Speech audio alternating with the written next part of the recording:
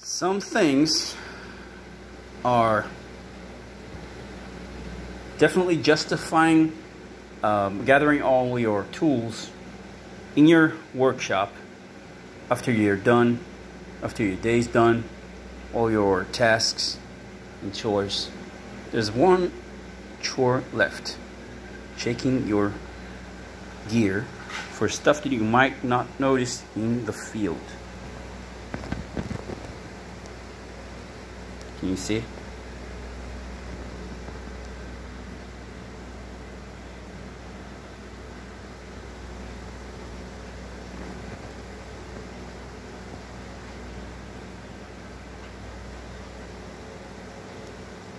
Now, that kind of thing